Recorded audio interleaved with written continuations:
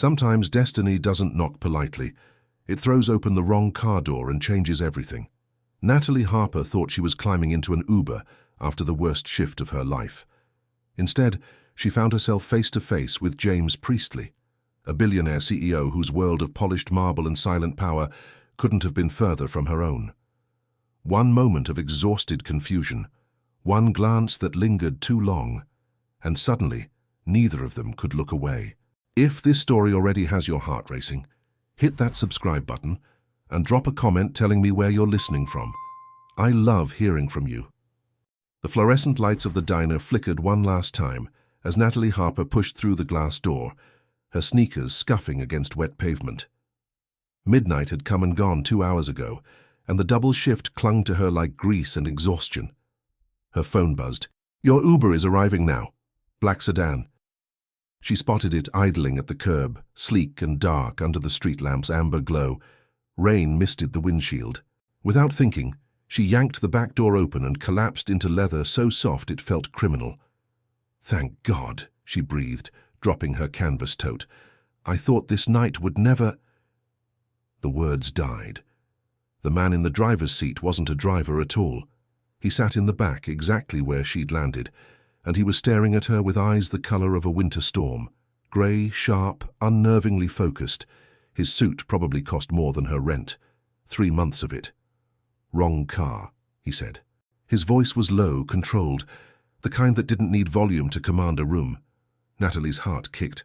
"Oh my God, I thought you were my—" She scrambled for the door handle, cheeks burning. "I'm sorry, I'll just— wait." One word. She froze. He leaned forward slightly, and the interior light caught the angles of his face, strong jaw, dark hair pushed back like he'd been running his hands through it, a mouth that looked like it rarely smiled, but might be devastating if it did. There was something in his expression she couldn't name. Curiosity, maybe, or recognition, though that made no sense. "You're exhausted," he observed. It wasn't a question. Natalie blinked, suddenly aware of how she must look. Hair escaping its ponytail, mascara probably smudged, the coffee stain on her uniform shirt that she'd stopped caring about hours ago. Yes, long day." She laughed, a brittle sound. "But that's not your problem. I'll get out of your incredibly expensive car now." His eyes hadn't left her face. "Where are you going?" "Excuse me?" "Your destination. It's past 2 in the morning. Your Uber isn't coming." Natalie checked her phone. He was right. Driver cancelled. "Of course." "I'll walk," she said, though the subway station was 8 blocks and her feet were screaming. "Don't be ridiculous." He leaned forward, speaking to the driver through the privacy screen. "Charles, take us to—" He looked at her expectantly. She shouldn't. Every rational instinct said this was insane. But her phone was at 6%, her bank account was in the double digits, and her mother's medical bills were due in 72 hours. "Bushwick," she whispered. "Near Jefferson." The car pulled smoothly into traffic. Silence stretched between them like a wire pulled taut. Natalie pressed herself against the far door, hyper-aware of the space he occupied. The subtle scent of cedar and something darker, the way his fingers drummed once against his thigh before going still. "I'm James," he said finally. "Natalie. You work at the diner, the one on 7th. You know it." She couldn't keep the surprise from her voice. Men who wore suits like that didn't eat at Mel's. "I've driven past it every morning for 3 years." His mouth almost curved. "Is that why you work doubles?" The question landed too close to the truth. Natalie's throat tightened. "Something like that." He turned then, really turned, and the full force of his gaze hit her like a physical thing. In the dim glow of passing streetlights, she saw things she shouldn't notice. The faint shadow along his jaw, the way his collar was unbuttoned just once, the intelligence behind those grey eyes that felt like they could see straight through her. "You don't have to explain," he said quietly. "I know what it looks like when someone's fighting." Something in his voice made her believe he actually did. The car glided through empty streets. Rain tapped against the windows. Natalie's exhaustion began to blur the edges of the moment into something dreamlike. The warmth of the leather, the surreal intimacy of sitting in the dark with a stranger who felt dangerously like someone she could tell the truth to. "Why did you tell me to wait?" she asked. "Before, when I tried to leave." James was quiet for so long she thought he wouldn't answer. Then, "I don't know." But the way he said it, rough, surprised, like the admission cost him something, made her pulse spike. The car slowed in front of her building. Through the window, her apartment looked exactly as tired as she felt. Chipped paint, a broken security light, someone's forgotten laundry hanging from a fire escape. She reached for the door handle. "Thank you for the ride." "Natalie." She looked back. The space between them felt impossibly small and infinitely vast all at once. "If you need anything." He pulled a card from his jacket, held it out. His fingers brushed hers as she took it, and electricity sparked up her arm. "Call." She stared at the embossed letters. James Priestley, CEO, Priestley Enterprises. Her heart stopped. You're that James Priestley." But he was already looking away, jaw tight, like he regretted the offer, or maybe regretted letting her go. "Good night, Natalie." She stumbled out onto the sidewalk, still clutching the card. The sedan pulled away, taillights disappearing into the rain-soaked dark. Inside her apartment, the card sat on her nightstand. She couldn't stop staring at it, couldn't stop thinking about the way he'd looked at her. Like she mattered. Tomorrow she'd forget this happened. Tomorrow she'd go back to the diner and the bills and the crushing weight of everything she couldn't fix. But tonight, just for a moment, she let herself wonder. What if? 3 days passed. Natalie tried to forget. She scrubbed tables with more force than necessary, poured coffee with mechanical precision, smiled at customers who barely looked up from their phones. The card stayed in her nightstand drawer, hidden beneath old receipts and a broken watch she kept meaning to fix. But every morning, when a black sedan glided past the diner's foggy windows, her heart stuttered. Thursday afternoon, the lunch rush had finally died when the door chimed. Natalie glanced up from rolling silverware, and her hands went still. James Priestley stood in the doorway, looking impossibly out of place. His charcoal suit was perfectly tailored, his presence commanding attention from every person in the room. But his eyes found only her. "Natalie." He crossed to her booth in 3 strides. "We need to talk." Her co-worker Maria whispered something in Spanish, eyebrows raised. Heat crawled up Natalie's neck. "I'm working," she managed. "Take your break." It wasn't a question. She shouldn't. But something in his expression, urgency mixed with something softer, something almost vulnerable, made her untie her apron. They sat in the last booth, the one with the cracked vinyl and view of the parking lot. James looked even more out of place up close, his expensive watch catching the weak afternoon sun. "How did you find me?" Natalie asked. "I remembered the diner." He paused. "I asked around." "That's—" She didn't know if it was creepy or romantic. Maybe both. "Why?" James leaned forward, elbows on the scarred table. "I did some research. I know about your mother, the medical bills, the treatment center in Jersey." Ice flooded Natalie's veins. "You investigated me." "I wanted to understand." His voice dropped. "That night in the car I saw something in you, strength, desperation. I recognized it because I've been there." He held her gaze. "Different circumstances. Same fear." She should be angry, should storm away, but the raw honesty in his eyes pinned her in place. "What do you want?" she whispered. "I want to help you." Natalie laughed, sharp and bitter. "I don't need charity." "It's not charity. It's a job." He pulled a folder from inside his jacket, slid it across the table. "Personal assistant. My current assistant handles corporate operations. I need someone for everything else. Scheduling, correspondence, travel arrangements. 60 hours a week. Salary is non-negotiable." She opened the folder. The number at the bottom made her dizzy. "This is insane," she breathed. "This is James, waitress. I don't know anything about being someone's assistant, especially not someone like you." "Someone like me? A billionaire CEO." She gestured at him, at the diner, at the vast chasm between their worlds. "I don't belong in that life. Neither did I, once." Something flickered across his face. Old pain, carefully buried. "My father was a construction worker. Died in an accident when I was 19. I built Priestley Enterprises from nothing. He reached across the table, stopped just short of touching her hand. I know what it's like to need a chance. Let me give you one. Natalie stared at his hand, so close to hers. Strong fingers, a small scar across his knuckles. She wondered what it would feel like to close that distance. Why me? Her voice cracked. You could hire anyone, someone qualified. Because when you collapsed into my car at 2 in the morning, exhausted and terrified and still fighting, I saw someone who doesn't quit. His grey eyes burned into hers. I see you, Natalie. The question is, do you trust me? The diner faded. Maria's chatter, the sizzle of the grill, the rattle of the ancient AC unit, all of it disappeared. There was only James and the impossible offer and the dangerous hope blooming in her chest.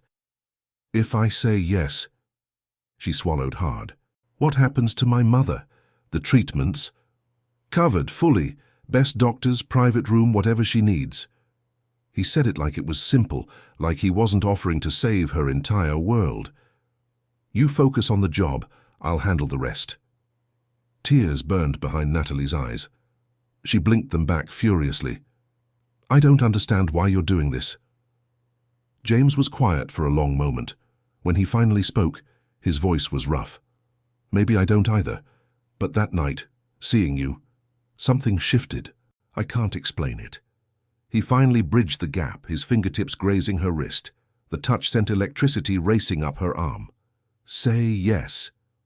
It was madness, reckless and terrifying, and nothing about this made sense. But her mother was dying. The bills were crushing her. And this man, this impossible, complicated man, was looking at her like she was the answer to a question he'd been asking his whole life. Yes, Natalie whispered. James exhaled, and his fingers curled around her wrist, warm and sure. You start Monday, 8 a.m. My office is in Midtown. Wear whatever you're comfortable in. I don't have office clothes. Then we'll fix that. He stood, but didn't let go immediately. His thumb brushed against her pulse point, and she knew he could feel how fast her heart was racing. Natalie? Yes? Thank you for trusting me.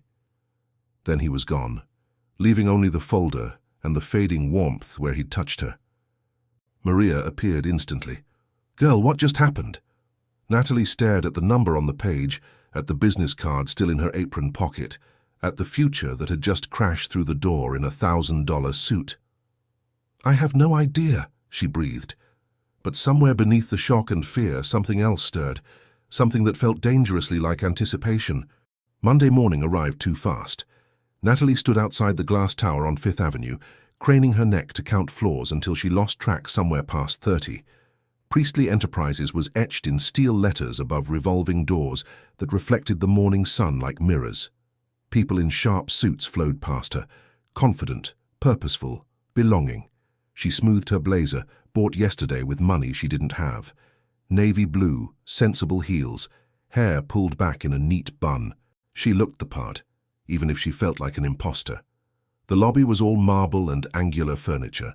A security guard checked her name, handed her a badge with her photo. When had James arranged that? And directed her to the executive elevators. 42nd floor. The doors opened onto a reception area that could have been featured in an architecture magazine. Floor-to-ceiling windows overlooked Manhattan, the city sprawling beneath them like a living map. You must be Natalie. The woman approaching was stunning in that effortless way that came from good genes and better money.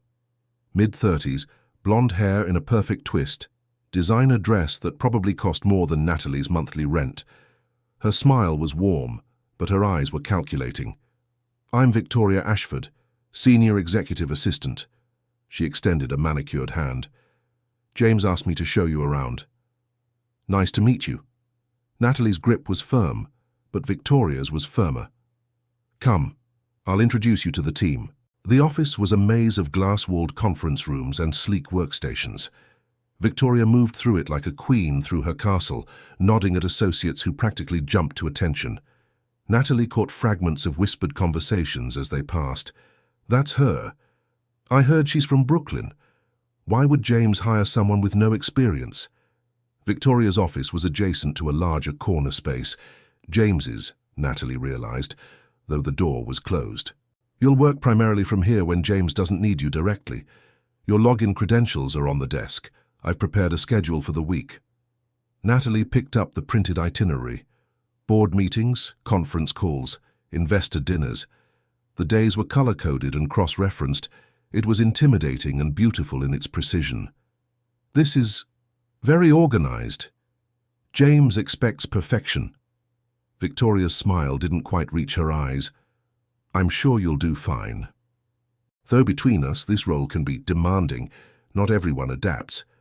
Before Natalie could respond, the office door opened. James stepped through, phone pressed to his ear, mid-conversation. Tell them we'll counter at 18, not $1 more. Yes, by end of day. He ended the call and his eyes found Natalie immediately. Something softened in his expression, barely perceptible, but she caught it. You're here. He crossed to her in 2 strides. Good. How's the first morning? Overwhelming, she admitted, but I'll manage. I know you will. His hand lifted, hesitated, then settled on her shoulder. The touch was brief, professional, but warmth radiated through her blazer. Victoria, thank you. I'll take it from here. Victoria's smile tightened. Of course. Natalie, if you need anything, I'm right here. The emphasis on anything felt pointed. When she left, James gestured toward his office. Come, we have work to do. His space was masculine and minimalist. Dark wood, leather chairs, a desk that looked hand-carved. But what captured her attention was the wall of windows. Manhattan stretched endlessly, toy cars and ant people far below. It's beautiful, she breathed. It's distracting. James loosened his tie, a gesture so casual and intimate it made her pulse skip. But, I'll admit, some mornings it's the only thing that keeps me sane. What does a billionaire CEO need to stay sane from? He turned to her, and something flickered in those grey eyes. Loneliness, maybe, or exhaustion deeper than any double shift could cause. The same things everyone does. Pressure, expectations, the fear that one wrong move and everything collapses. The admission hung between them, raw and unexpected. I wouldn't have guessed, Natalie said softly. You seem unshakable. That's the performance. His mouth quirked. You'll learn quickly. Half of business is pretending you have all the answers. And the other half? Actually finding them. He moved to his desk, pulled up a calendar on his computer. Today's relatively light. I have a 2 o'clock with investors, dinner at 7 with the CFO.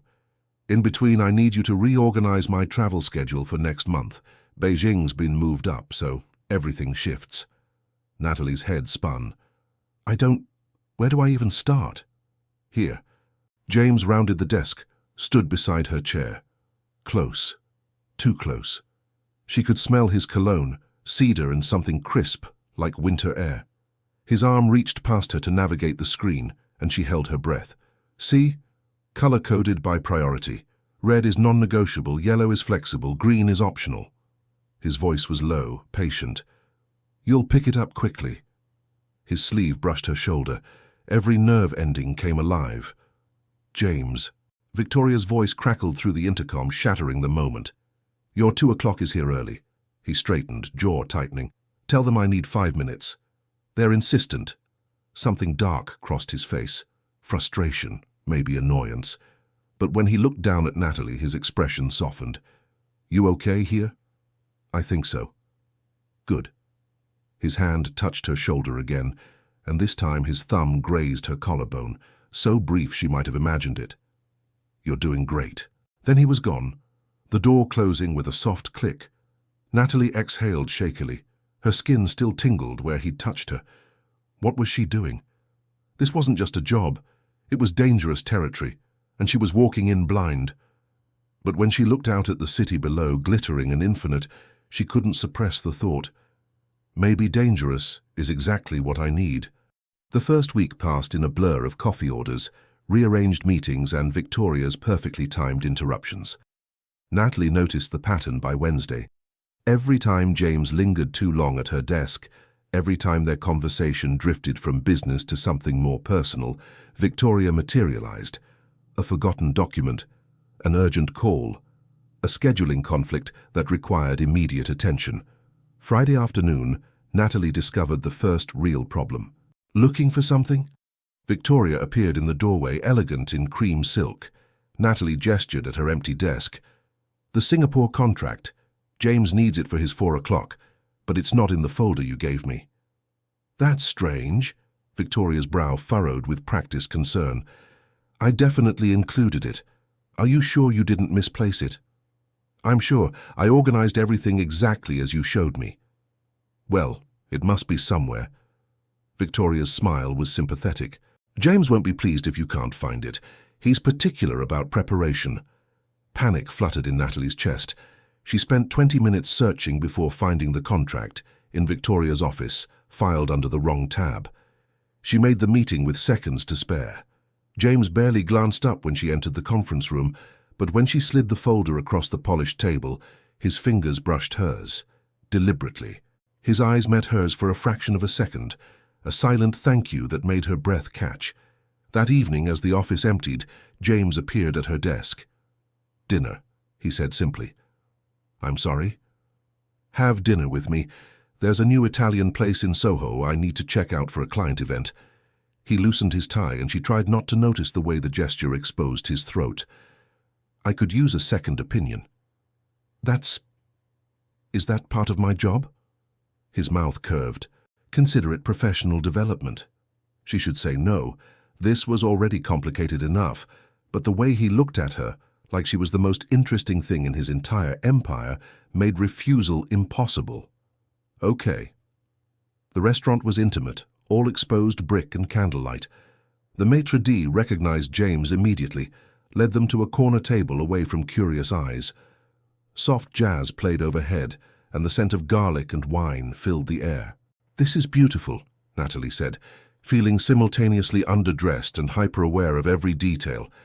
The way candlelight played across James's features, the proximity of their knees beneath the small table, the bottle of wine he ordered without consulting the list. "It is." But he was looking at her, not the restaurant. They ordered. The conversation started professional. The Singapore deal, next week's board meeting, but gradually shifted. James asked about her mother, and Natalie found herself telling him things she'd never told anyone. The fear of watching someone you love fade, the guilt of not being able to fix it, the exhaustion of pretending everything was fine. "I know that exhaustion," James said quietly.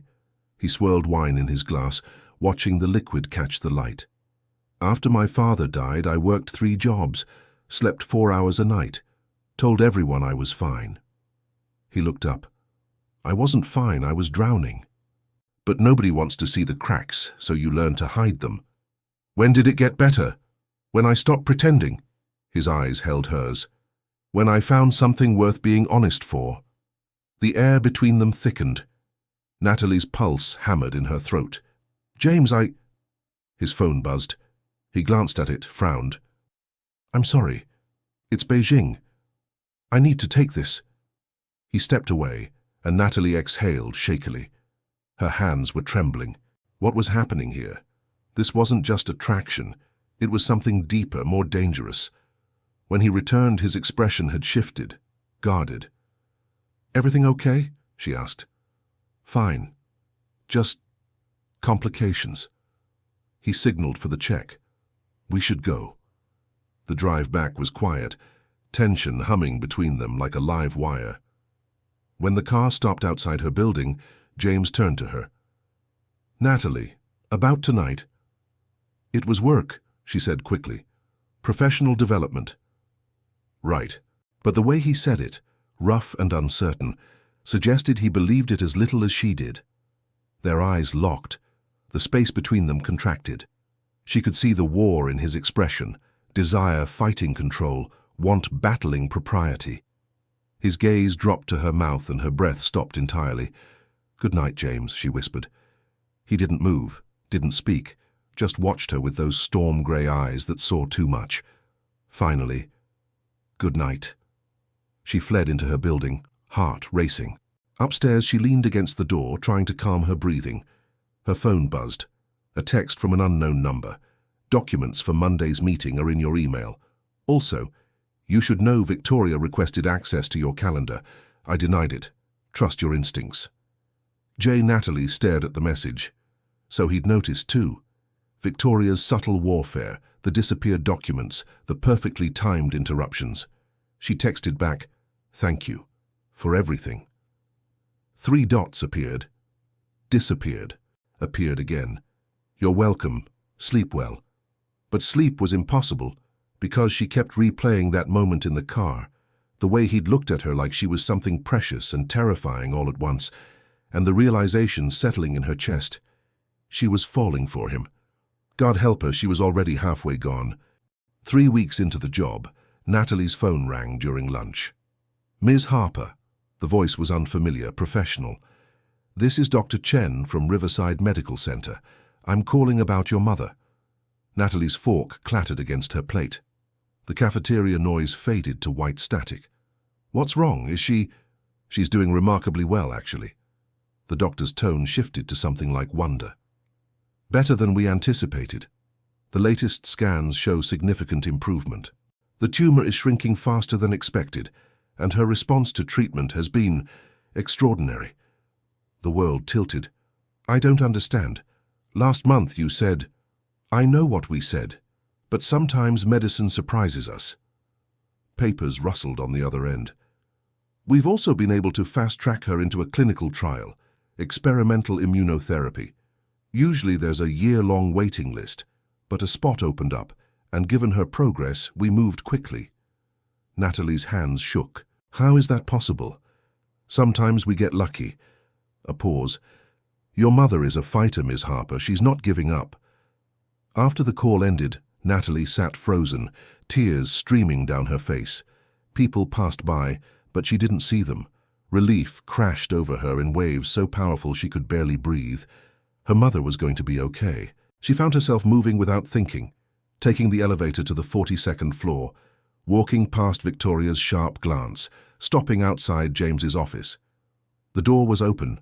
He sat behind his desk, reading something on his tablet, shirt sleeves rolled to his elbows. Afternoon light streamed through the windows, turning his hair almost bronze.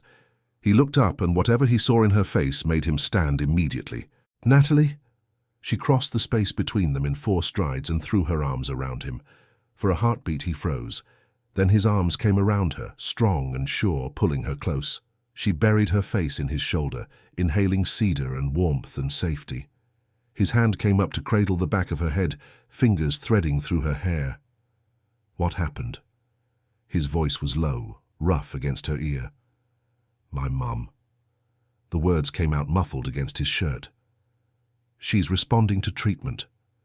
They got her into a trial. James, she's going to be okay." His arms tightened. "That's incredible." She pulled back just enough to look at him, and found his eyes already on her face. This close, she could see gold flecks in the gray, the faint lines at the corners that suggested he smiled more than he let the world see. "Thank you," she whispered, "for giving me this job, for making it possible to afford her treatment. I don't know how to—" "You don't have to thank me." "Yes, I do." Her hands were still on his shoulders. She could feel the warmth of him through the fabric, the solid reality of his presence. "You saved her life." Something flickered across his face. Guilt, maybe, or knowledge he wasn't sharing. But before she could process it, his hand lifted to her cheek, thumb brushing away a tear she hadn't realized had fallen. The touch sent lightning through her veins. "I'm glad she's okay," he said softly. "You deserve good news." They stood there, wrapped in each other, the city spread out behind them like a promise. His thumb traced her cheekbone, and she leaned into the touch without thinking. His gaze dropped to her mouth. The air turned electric. "Natalie." Her name was barely a whisper, a question and a warning all at once. She could feel his heartbeat beneath her palm, racing as fast as hers, could see the war in his eyes, the want fighting the shouldn't, desire battling whatever walls he'd built around himself. "Yes?" The word came out breathless. He leaned in just a fraction, close enough that she could feel his breath against her lips, close enough that one more inch would... "James, the investors are..." "Oh." Victoria stood in the doorway, expression carefully neutral, but her eyes sharp as glass. Natalie jerked back, cheeks flaming. James's hand dropped from her face, but slowly, like he regretted the loss. "Give me 5 minutes," he said, voice harder than Natalie had ever heard it. Victoria's smile was ice. "Of course." Her gaze slid to Natalie.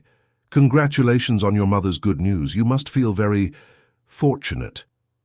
The emphasis on fortunate made Natalie's stomach turn. When Victoria left, the spell was broken. James stepped back, running a hand through his hair. A gesture of frustration she was learning to recognize. "I should..." Natalie gestured vaguely toward the door. "You have a meeting." "Natalie, wait." He caught her wrist, gentle but firm. His thumb pressed against her pulse point, and she knew he could feel how her heart was trying to escape her chest. "Tonight, after work, can we talk?" "About what?" His eyes searched hers. "About why I can't stop thinking about you." The confession hung between them, raw and honest and terrifying. "Okay," she whispered. He released her wrist slowly, reluctantly. 7 o'clock. My place. She nodded, not trusting her voice, and fled. In the bathroom, she stared at her reflection. Her cheeks were flushed, her eyes too bright. She touched her face where his thumb had been and felt the ghost of his warmth. Tonight. What would happen tonight?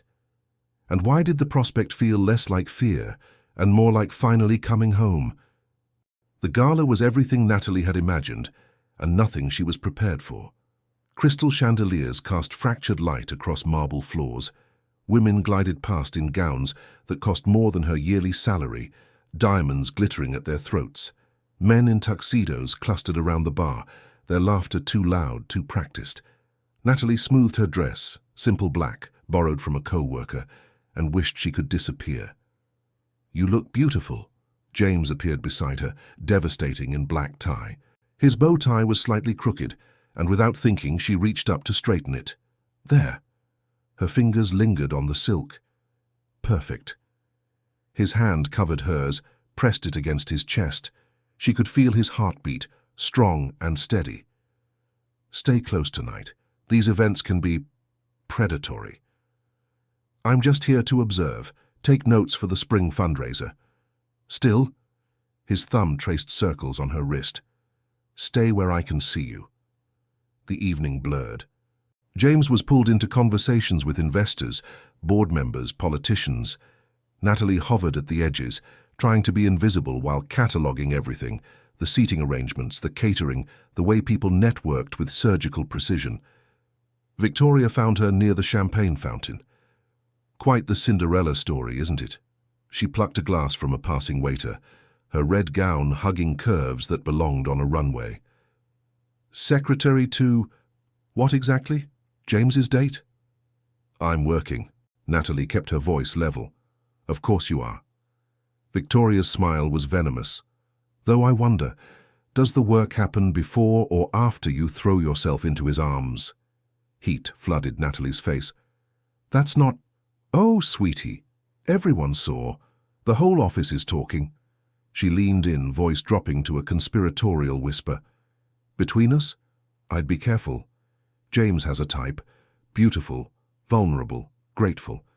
They never last more than a few months." The words hit like ice water. "You don't know what you're talking about." "Don't I?" Victoria straightened, smoothing her dress. "I've been with Priestley Enterprises for 8 years. I've seen them come and go. You're not special, Natalie. You're just the newest model." Before Natalie could respond, a waiter approached with a tray of champagne. Victoria took 2 glasses, pressed one into Natalie's hand. "To new beginnings," she said, raising her glass. Something in her expression made Natalie's instincts scream. But refusing would cause a scene, and people were watching. She took the smallest sip, the bubbles bitter on her tongue. 20 minutes later, her head began to swim. The room tilted, faces blurred. Her tongue felt thick, her limbs heavy. Panic clawed at her chest. Something was wrong, very wrong. But when she tried to find James, the crowd seemed to shift and multiply. Natalie. A man she didn't recognize steadied her elbow. You don't look well. I need to sit. Let me help you. His grip tightened, steering her toward the terrace doors. No, this wasn't right. She tried to pull away, but her body wasn't responding properly. Then James was there. His hand closed around her waist, pulling her against him. The man released her immediately. She's had too much to drink, the stranger said, smiling. James's expression could have cut glass. She's had half a glass, and she's leaving. With me. He swept her toward the exit, one arm supporting her weight. The cool night air hit her face like a slap. His driver pulled up instantly, and James guided her into the back seat with a gentleness that made her want to cry. What happened? His voice was deadly calm, but fury burned beneath it. Natalie, look at me. What happened? Victoria. The word came out slurred. Champagne. Something wrong with it. His jaw clenched so hard she heard his teeth grind. He pulled out his phone, fired off texts with vicious efficiency, then gathered her against his chest. You're safe now. I've got you. The drive to his penthouse passed in fragments. Elevator, soft lighting, marble and leather, and windows overlooking a city that sparkled like fallen stars. James carried her to a bedroom, not his, she noticed dimly, a guest room, and set her on the bed with infinite care. He disappeared, returned with water and crackers. Drink, he commanded softly. She obeyed, and clarity began creeping back. I'm calling the police, he said, pulling out his phone again. No. She caught his wrist. It'll turn into a thing. Investigations, publicity. I just want... Her voice broke. Why does she hate me so much? James sat beside her, his hand cupping her face. Because she sees what I see. That you're brilliant and strong and real in a world full of carefully constructed lies. His thumb brushed her cheek. And because she knows I'm falling for you. The confession stole her breath. James, I fired her tonight before we even left. His eyes blazed. Security found evidence she's been sabotaging you for weeks. Deleted files, altered schedules, poison in the water cooler. His voice cracked. I should have seen it sooner, should have protected you better. You did protect me. She covered his hand with hers. You always have. They stared at each other, the walls between them finally crumbling. He leaned forward, and this time nothing stopped him. The kiss was soft, reverent, filled with apology and promise. His lips moved against hers like a prayer, and she kissed him back with everything she'd been holding inside, fear and gratitude and this terrifying, beautiful thing growing in her chest. When they broke apart, his forehead rested against hers. Stay tonight, he whispered. Just sleep. I need to know you're safe. Okay. He left her to change. She found one of his shirts laid out, soft cotton that smelled like him, and when she emerged, he was waiting in the hallway. No words. He just took her hand and led her to his room. They lay together in the darkness, his arms around her, her head on his chest, safe, wanted, home. Thank you, she whispered. For what? For choosing me. His arms tightened. Always. Natalie woke to unfamiliar softness. Egyptian cotton sheets, a mattress that felt like floating, and windows framing a sky painted in shades of rose and gold. For a disoriented moment, she forgot where she was. Then she felt the weight of an arm across her waist. James. He was still asleep, his face relaxed in a way she'd never seen. The sharp edges softened, dark lashes against his cheeks, lips slightly parted. His shirt, the one she'd borrowed, had ridden up slightly, and his hand rested warm against her bare hip. She should move, should put distance between them before this became something they couldn't take back. But his eyes opened, and the look in them pinned her in place. Hi, he whispered, voice rough with sleep. Hi. Neither moved.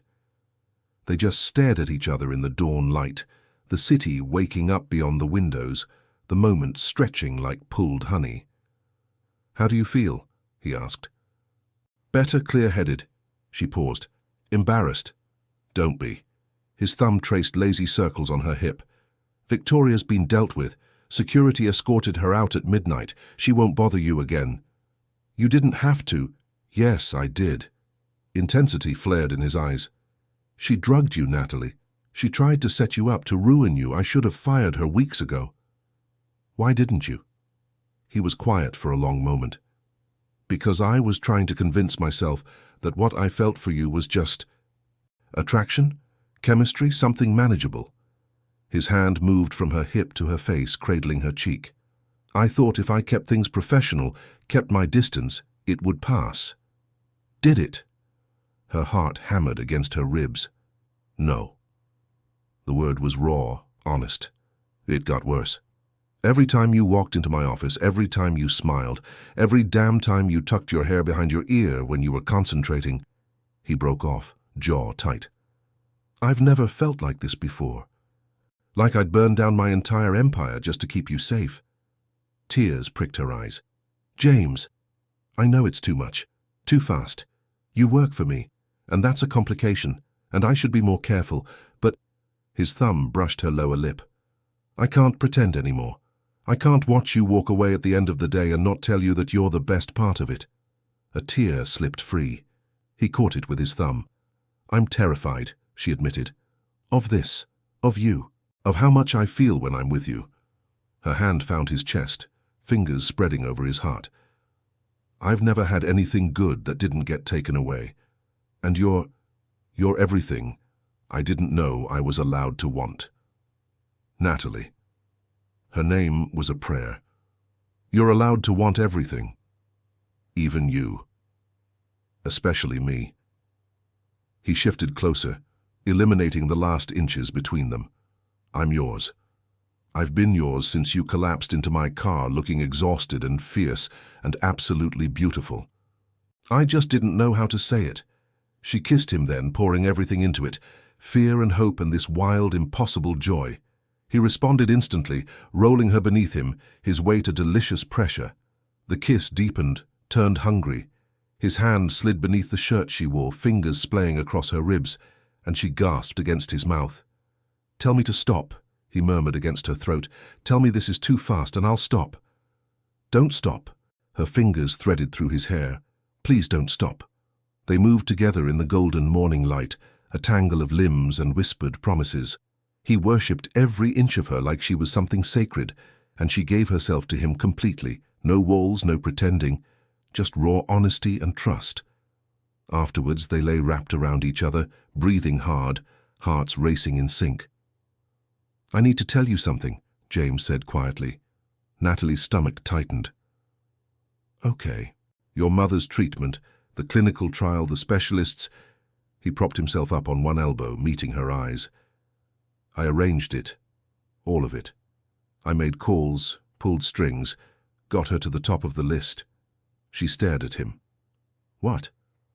After that first night, I couldn't stop thinking about you, so I looked into your situation, and when I saw what you were up against, his jaw clenched. I couldn't just do nothing, so I fixed it, before I even offered you the job. Natalie sat up, pulling the sheet around her. You've been paying for everything this whole time? Yes. Why didn't you tell me? Because you wouldn't have accepted it. His hand found hers. You would have refused out of pride, and your mother would have suffered, and I couldn't. His voice cracked. I couldn't watch you break under that weight. She should be angry, should feel manipulated. But all she felt was overwhelming gratitude and something deeper. The realization that this man had been loving her in silence, in action, long before words. You saved her, she whispered. I saved you both. She kissed him again, softer this time.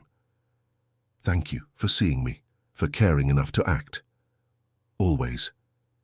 He pulled her back down into his arms. I'll always see you, Natalie Harper, and I'll spend every day proving you were right to trust me. Outside, the city roared to life. But inside, wrapped in each other, they'd found something rarer than empires or fortunes. They'd found home. 3 days later, everything shattered. Natalie was organizing files in James's office when her phone buzzed.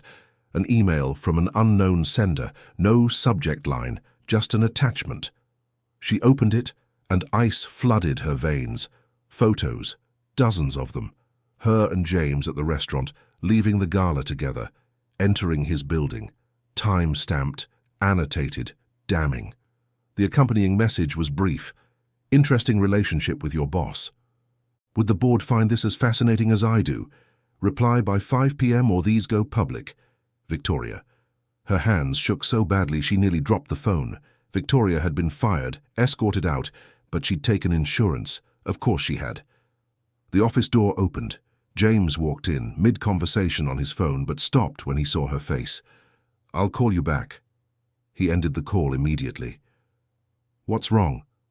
She couldn't speak, just handed him the phone. His expression went deadly as he scrolled through the images. When did you get this? 2 minutes ago. He checked his watch. It's 3:30. She's giving you 90 minutes to respond.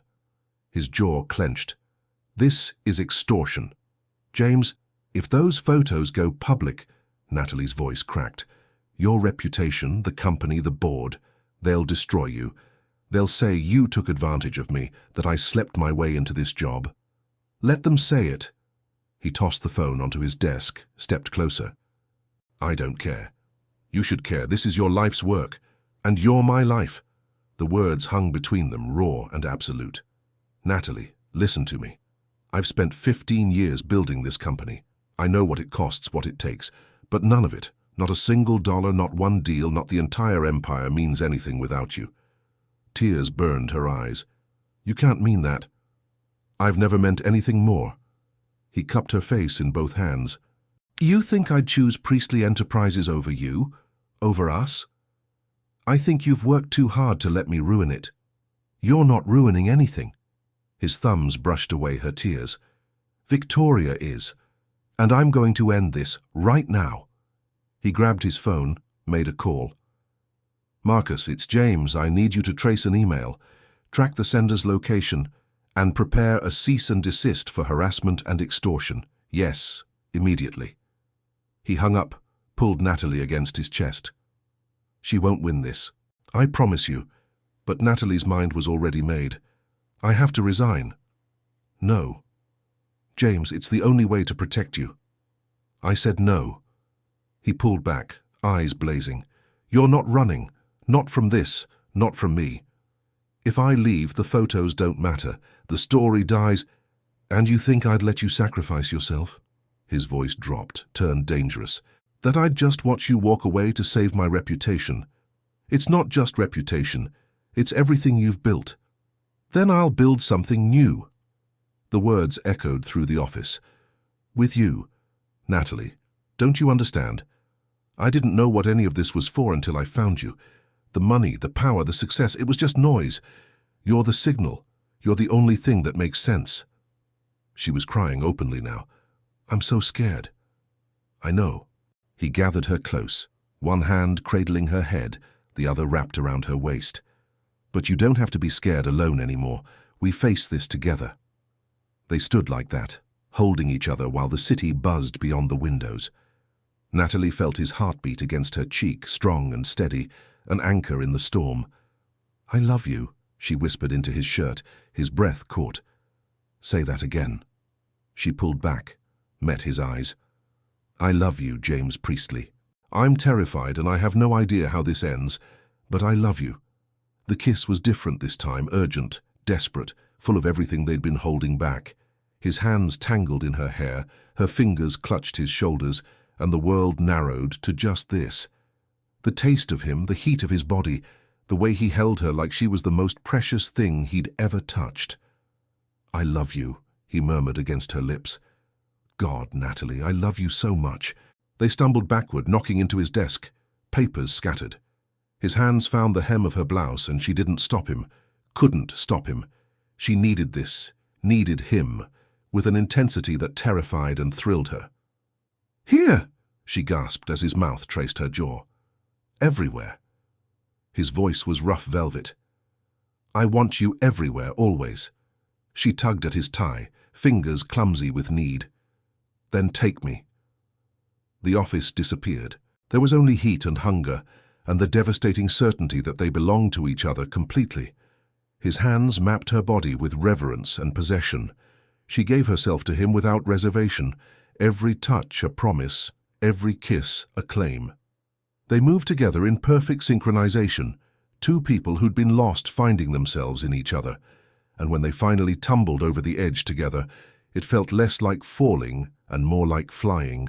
Afterward, tangled together on the leather couch, heart still racing, James pressed his forehead to hers. "No more running," he whispered. "No more running," she agreed.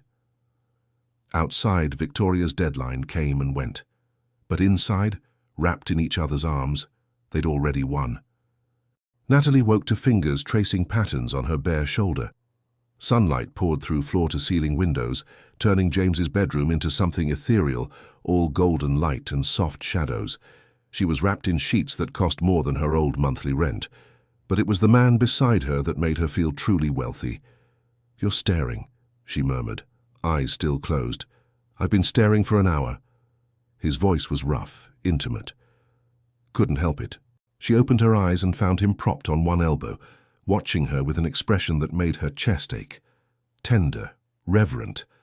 Like she was art he couldn't quite believe he was allowed to touch. "An hour?" She stretched, feeling deliciously sore in places that made her blush. "That's creepy. Probably." His fingers continued their exploration. Collarbone, the hollow of her throat, the curve of her shoulder. "But I keep thinking I'll wake up, and you'll be gone. That this was just, I'm not going anywhere." She caught his hand, pressed it over her heart. "Feel that. I'm real. This is real."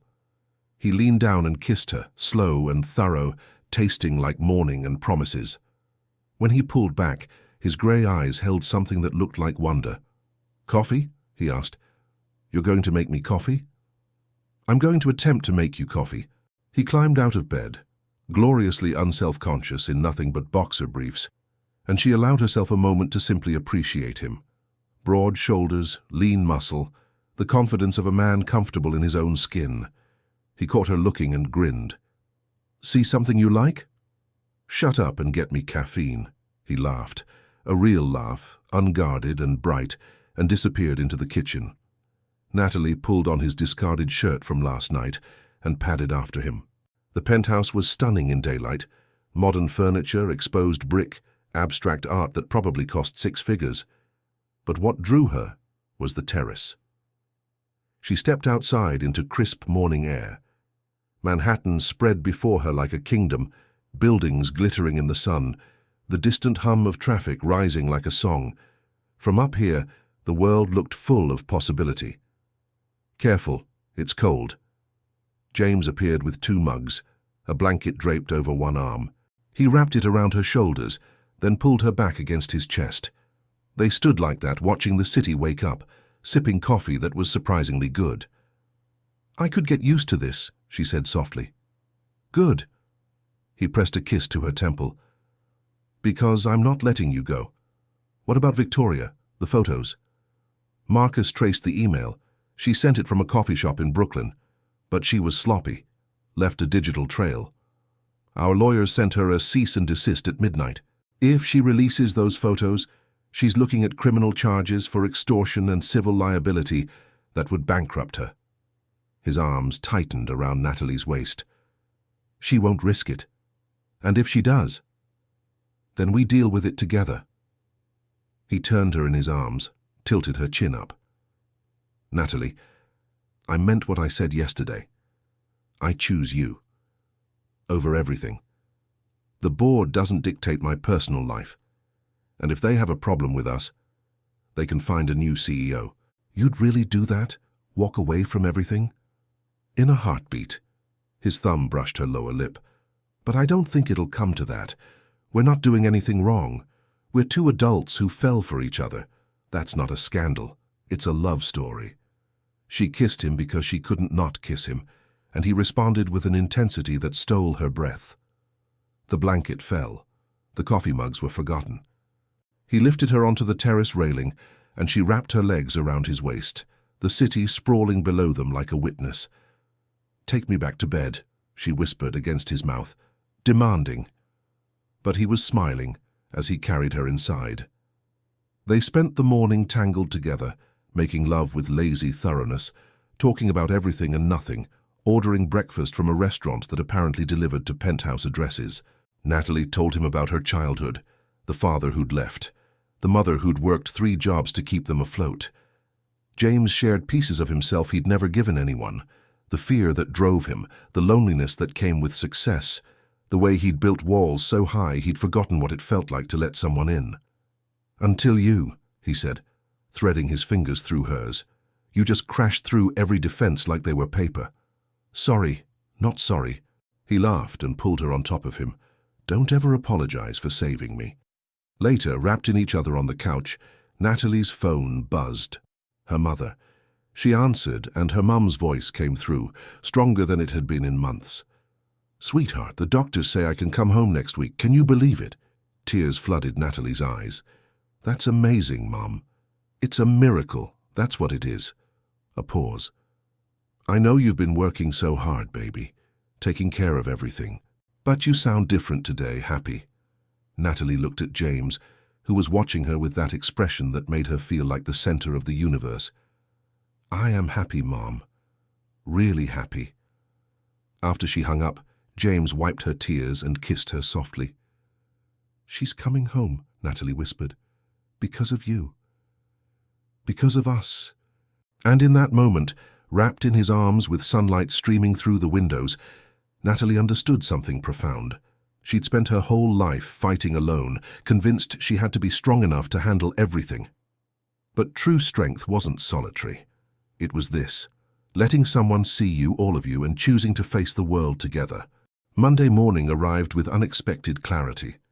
Natalie walked into Priestley Enterprises beside James, not behind him. Their fingers brushed in the elevator, a secret touch that sent warmth through her entire body. When the doors opened on the 42nd floor, she expected whispers, stares, judgment. Instead, she found chaos. Victoria stood in the reception area, flanked by 2 men in suits.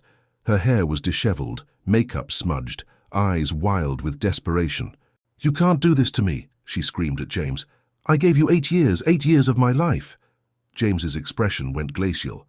"And you repaid that loyalty by drugging my assistant and attempting extortion. Security, escort Miss Ashford out. Now."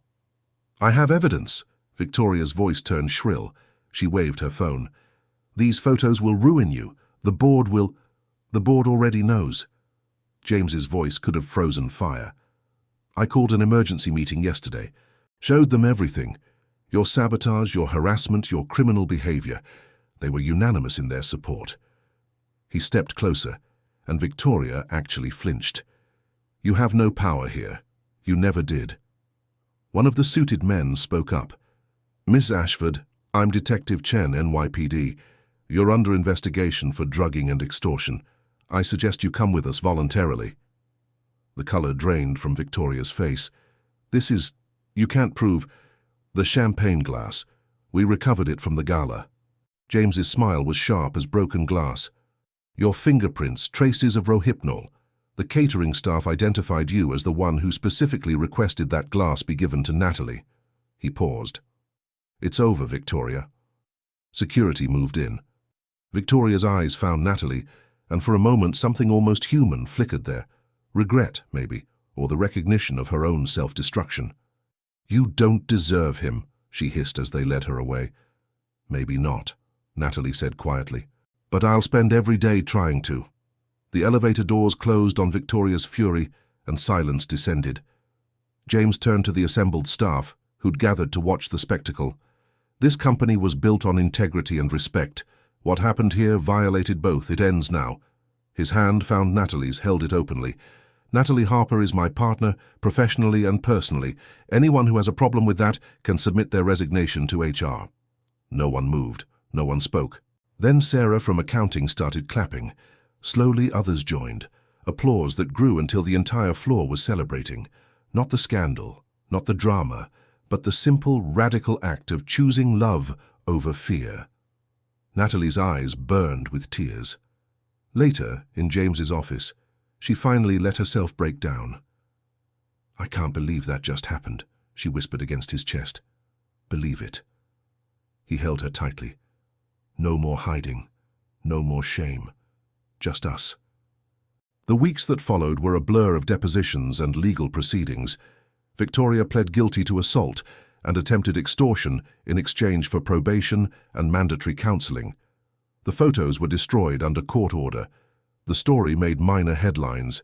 CEO defends employee from sabotage, but without the scandal Victoria had hoped to create. Through it all, James and Natalie faced every challenge together. 3 months later, Natalie's mother was declared in full remission. 6 months later, James took Natalie to Montauk. They walked along the beach at sunset, waves crashing against the shore, salt air tangling her hair. This was where they'd come for their first real date, away from the city, away from pressure, just two people learning each other. "Stop here," James said suddenly. She turned, found him on one knee in the sand. Her heart stopped. "Natalie Harper." His voice was steady, but his hands shook as he opened a small velvet box. The ring inside caught the dying light, simple, elegant, perfect. "I've made a lot of deals in my life, built an empire from nothing, but none of it prepared me for you." His eyes glistened. "You walked into my car by accident and changed everything, made me remember what it feels like to be human, to want something more than success." He took a shaky breath. "I don't have a fancy speech prepared. I just know that every morning I wake up next to you feels like winning the lottery, and I want to keep winning for the rest of my life." Tears streamed down her face. "James, marry me. Not because it makes sense or looks good on paper. Marry me because you're my home. Because I'm better with you than I ever was alone. Because I love you more than I thought it was possible to love anyone." She dropped to her knees in front of him, framed his face in her hands. "Yes. God, yes." The kiss was salt and tears and laughter. He slid the ring onto her finger with trembling hands, and she tackled him backward into the sand, both of them laughing like children. "I love you," she said against his lips. "I love you so much it scares me." "Good." He rolled them over, pinning her beneath him, the sunset painting them in shades of gold and rose. "Be scared with me. Be everything with me. Always." They stayed on that beach until stars emerged, talking about the future, their future. A wedding in the spring. Maybe a house upstate where her mother could have a garden, children someday when they were ready. Dreams that once seemed impossible now felt inevitable, because they'd learned the truth that changes everything. Love isn't about finding someone perfect. It's about finding someone worth fighting for, and every day choosing to fight. Together. Sometimes the wrong door opens at exactly the right moment. Natalie thought she was climbing into an Uber that rainy night, exhausted, desperate, invisible to a world that had stopped seeing her. Instead, she found James, a man whose empire of glass and steel had left him just as lost. Two souls colliding in the darkness, neither knowing they'd been searching for each other all along. She taught him that wealth means nothing without someone to share it with. He showed her that being seen, truly seen, is the greatest gift we can give another person. Their love didn't erase the scars or the struggles. It simply proved that sometimes the bravest thing we can do is let someone in. And in choosing each other again and again, they discovered something more valuable than any fortune, a home in another person's heart. If this story touched something in you, subscribe and leave a comment. I'd love to know where you're listening from and what part resonated most.